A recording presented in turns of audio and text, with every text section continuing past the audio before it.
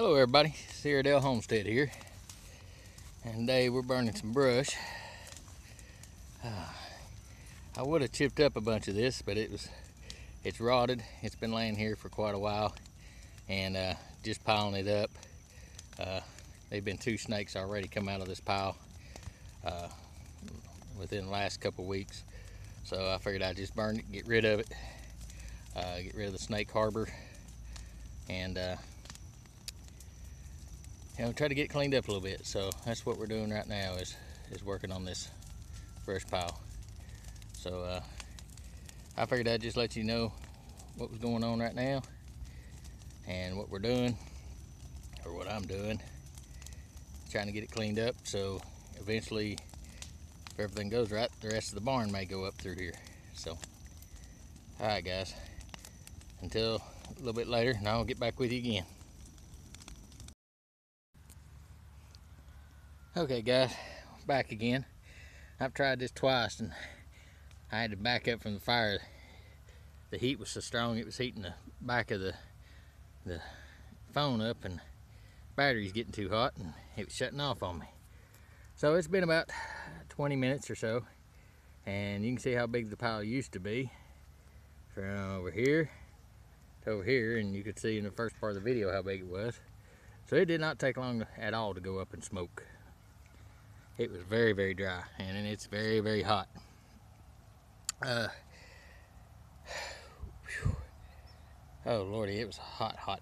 Anyway, I just wanted to go over a couple things.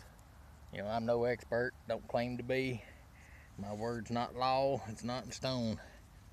But just a couple words of advice. If y'all are especially some of the people from the city, you move out to the country and that. You have a lot more freedoms you do in the city, but if you're starting your homestead and you're cleaning up like this, make sure you check your state and local regulations. Like ours, after October 15th till May the 15th, we have to have a permit.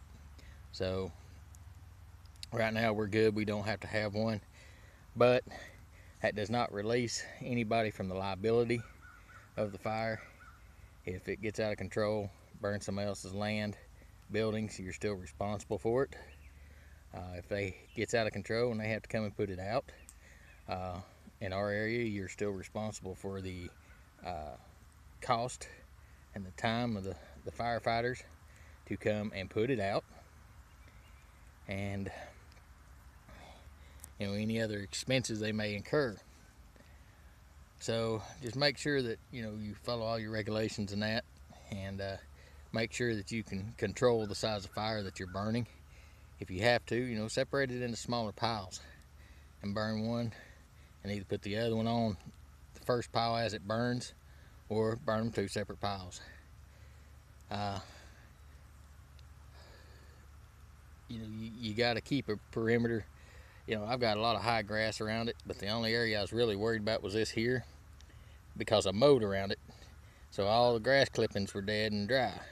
This over here is mostly all tall green grass, and it doesn't burn that easy. It will burn if it dries out, but I didn't have no problem over here, and I didn't think I would. My biggest problem was on this front line here, and that's why I'm over here on this side, is to watch it.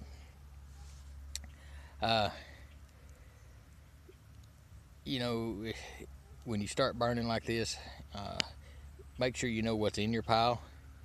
If you end up having a spray can or something like that, it will explode. So just kind of keep an eye on stuff like that, and keep you an ample supply of water somewhere around. I've got a couple 5-gallon buckets got water, and I got water just on the other side of that building right there. I got a water supply, so I have these close enough just in case it did get out here where I didn't want it, and I just wet the ground down, and that ended it. So I just want everybody to be aware, be careful, make sure you got some kind of tool to move the stuff around with. I'm just using a metal tine rake, can't even talk, rake. That allows me to pull brush and push the coals and everything. You flip it over upside down, it makes a great push rod, and you just push everything up in the pile. Whenever you're burning this as well, be very careful. I didn't have the problem on this pile, but I've had a problem on another pile I burnt about 2 years ago. I started the fire, and lo and behold, the snakes come out, and that wasn't fun. So just kind of keep an eye on it, and keep an eye on the grass and the ground around you for any snakes or anything that's coming out of the pile. So other than that, it's nice. You can sit around the fire if it ain't 80 something degrees outside already like it is today, but I had to get rid of this. But it's nice to sit around and enjoy the fire and know you're accomplishing something. So guys, just be careful, and most of all, have fun on your homestead. If you like the videos, subscribe, share, like, and comment on them. Let me know what you think,